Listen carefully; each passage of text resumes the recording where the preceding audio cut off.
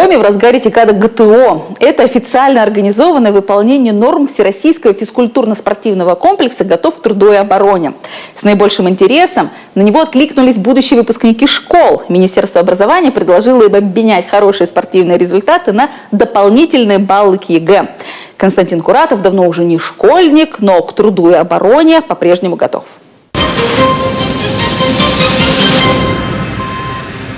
В Сыктывкарском педколледже имени Куратова ажиотаж. На базе образовательного учреждения открыт один из республиканских центров тестирования ГТО. Декаду норм комплекса «Готов к труду и обороне» в конце декабря организовали специально для выпускников. У них есть возможность к окончанию школы заработать дополнительные 10 баллов к ЕГЭ и увеличить тем самым шансы на поступление в вуз. Для этого нужно получить золотой или серебряный значок. У всех, в принципе, положительно, все хорошо отзываются. Многие сдают из класса. По сравнению с прошлым годом, в прошлом году человек 5, может, сдавалось со всей школы нашей. А сейчас поболее, человек 10. Я поступать хочу военно, и учтется это мне при поступлении. И баллы дополнительные к ЕГЭ дают. Нововведение резко увеличило количество желающих проверить себя, но все же процент сдающих нормативы пока невысок. На декаду ГТО в столице Коми, например, заявилось около 500 школьников. По признанию учителей физкультуры, многих подростков испытания пугают, хотя практически все виды ребятам хорошо известны. В комплекс входит выполнение 8 тестов. Из них 4 обязательных: челночный бег, смешанное передвижение, подтягивание или отжимание, наклон вперед.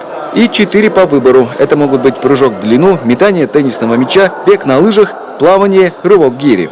Все-таки проводится первый раз, но что касается 10 класса, не 11, они, конечно, уже на следующий год готовятся с большим, так сказать, желанием, потому что есть еще год впереди. А в этом году первый раз, и многие просто были не уверены в своих силах и не подошли. Испытание на меткость – один из тестов ГТО на выбор. Причем выбрать можно и тип оружия – пневматическое или электронное. Пока подавляющее большинство выбирает старую добрую пневматику, привычнее. Но и новомодный лазер вызывает у школьников живой интерес. По словам судей, в нем есть свои хитрости, которые вполне можно использовать. Можно прицелиться в одну точку и уже нанести нужное количество выстрелов.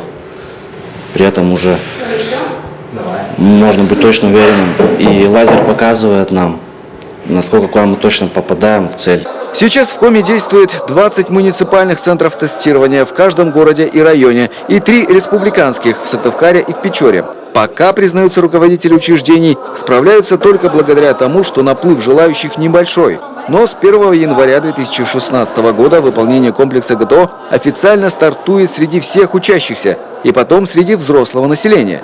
Нынешних сил явно будет не хватать. Любая школа может стать местом тестирования, в зависимости от того, сколько участников она найдет. Для 5 человек, конечно, им легче переехать к нам сюда, у нас все условия есть, и кадровые, материальные, технические.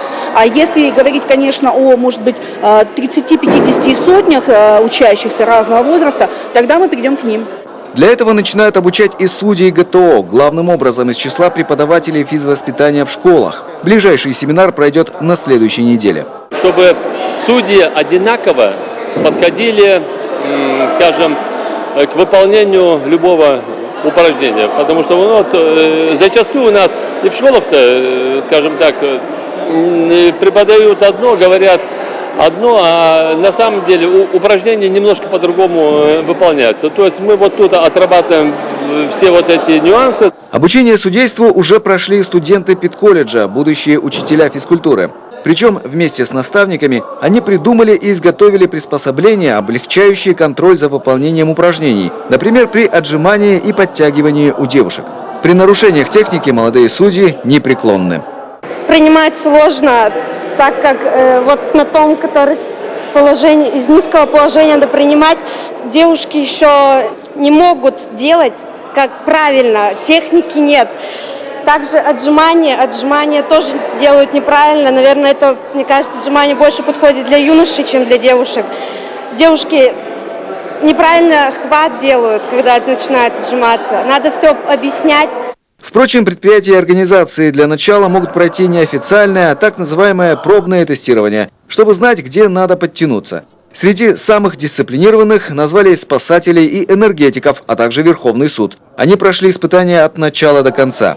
Свои силы испытал также и коллектив нашего телеканала еще год назад. Таким образом, Юрген отреагировал на вызов депутатского корпуса Сыктывкара и издательского дома «Коми».